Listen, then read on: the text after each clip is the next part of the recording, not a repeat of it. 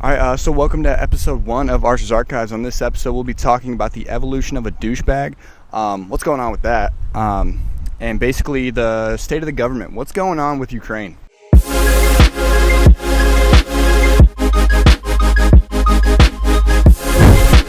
right, so welcome to episode 1. We made it past the intro, so now we are officially too deep in. Let's see how many episodes we can make it, see what we can't do with it. So if you noticed, it's a different background from the intro video. One thing I'm gonna do is just trying to change up the location of every shoot that I do, every video that I do. Just make things a little bit interesting for you guys. Kind of get out for me, explore the island a little bit more. Forces me to do that. And if you're wondering like where the heck I am, why am I here, what is going on, you can definitely check that intro video that I posted prior, and it'll kind of explain a little bit where I'm at and why I'm here. And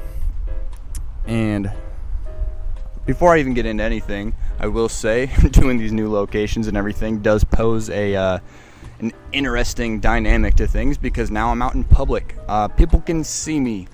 They can, a lot of these people where I go, because I'm going to a lot of different like local places, they don't know English, so they just see a guy with a camera sitting on a rock by the water, and that's a little weird.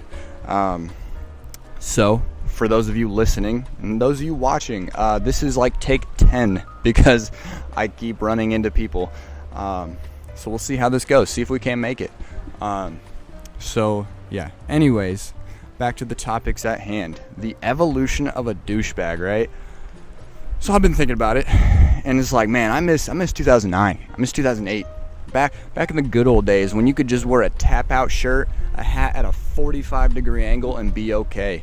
There was no thought into the world, right? You just went out, partied, did whatever. It wasn't necessarily me. I was a little bit younger then, but that's what I saw, right? Back in those Jersey Shore days. And it was a simple time to be a douchebag. But now in today's cancel culture, you go from Jersey Shore to Hype House. So you go from it being socially accepted to be a douchebag to now we can't do that. Now that's not okay, which I don't necessarily disagree with, but it added a fun dynamic to things. It added something you can make fun of, something that you can enjoy possibly, for the fellow former douchebags out there. But no, so yeah, like I said, it was a simple time back then. Back before technology, when all you had was your flip phone, and you take that picture, in the mirror, and you just go out, you skate, you listen to pop punk music, or you could listen to the EDM rave music, go out to clubs, hit on girls, make them feel uncomfortable, while the girls also did the same thing to the guys, because you can never forget that there are girl douchebags as well. And yeah, like I said, I just appreciate it. It was a simple time. It was a simple time to be a terrible person. But now, yeah, everybody's socially aware. Everybody in Hype House, right, is like, that's like the modern douchebag. That's the type of person where it's just like they're all about their muscles and this and that. But they also have to be now socially aware. They can't be doing too many things. They have to watch what they're saying. They have to hide their inner douche. And it's a weird time for sure. If we could go back to those simpler times, it would just be great.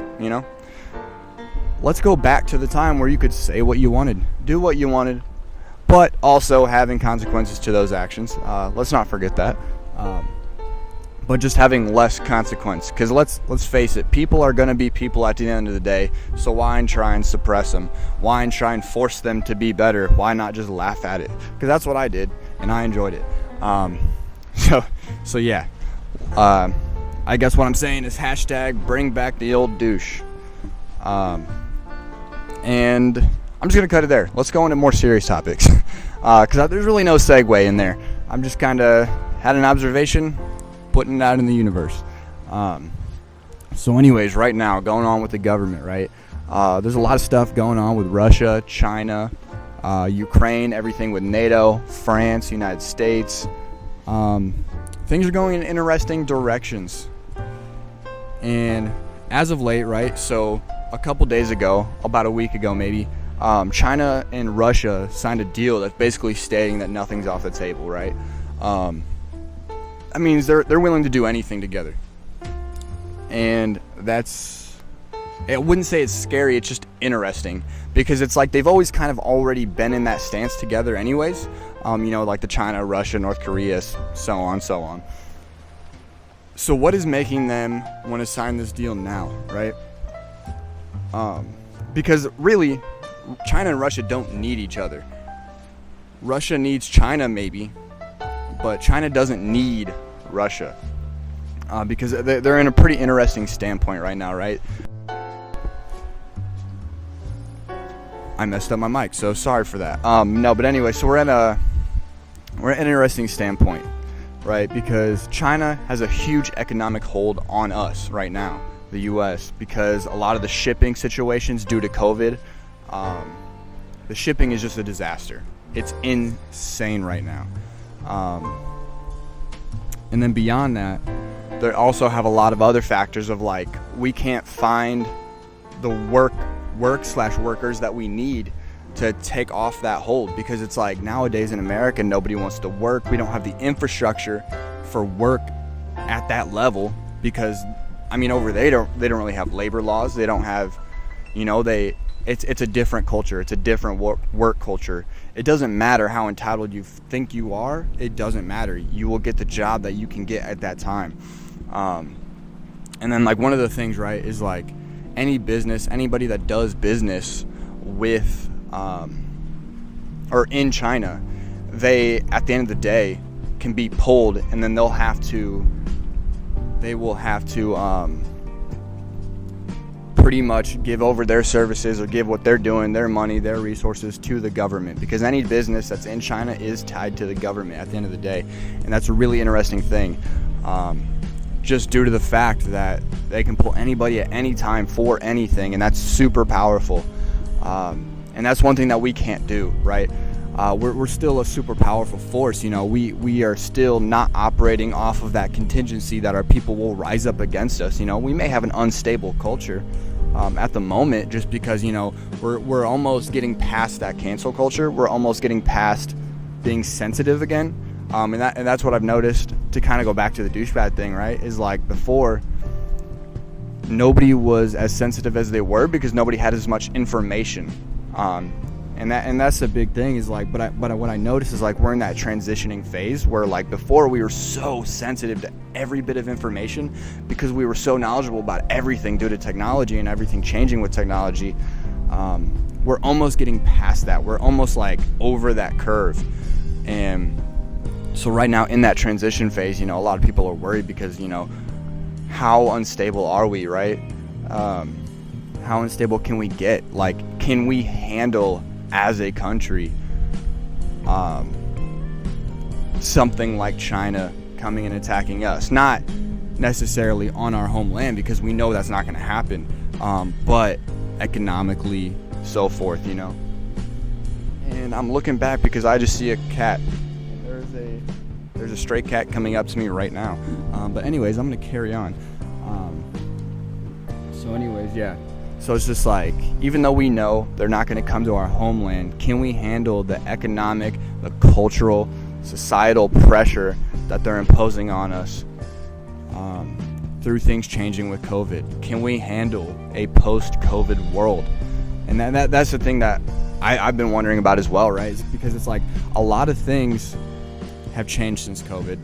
Obviously, right?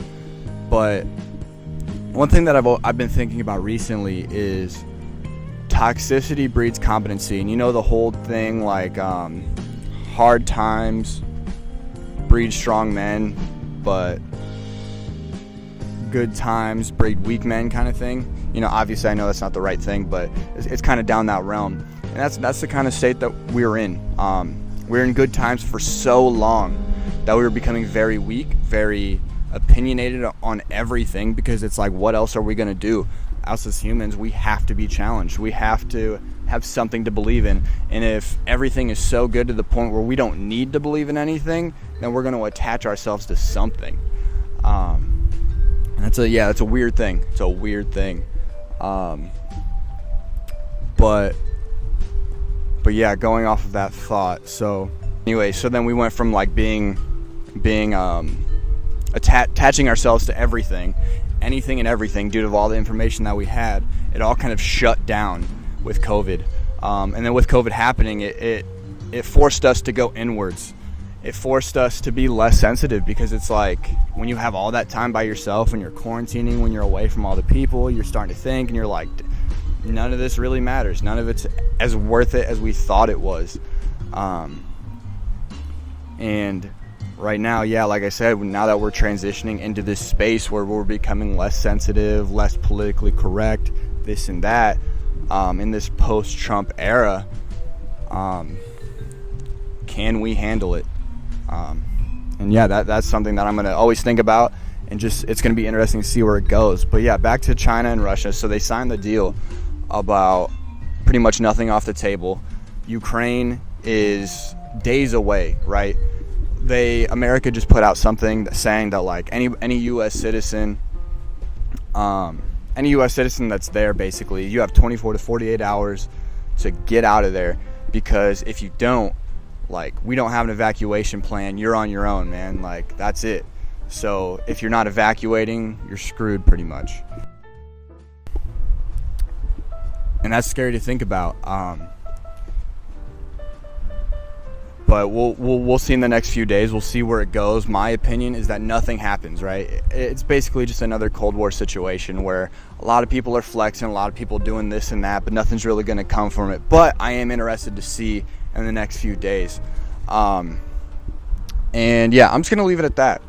I know this video or this episode was a little everywhere, right? It's kind of this and that. I'm just trying to find my groove, see how long we should make these videos. Seeing how many different locations I can't do, see if maybe we can combine some things, right? And again, like I said in the intro, how we make this better is by you giving me suggestions, giving me topics to talk about. I will talk about my topics, and just feedback. I would love to hear your guys' feedback, what you think about it, how you think it could improve, and I'm gonna always do my part and always see what I can't do to improve as well.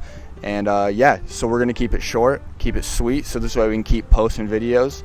And we will see you in episode 2. Later.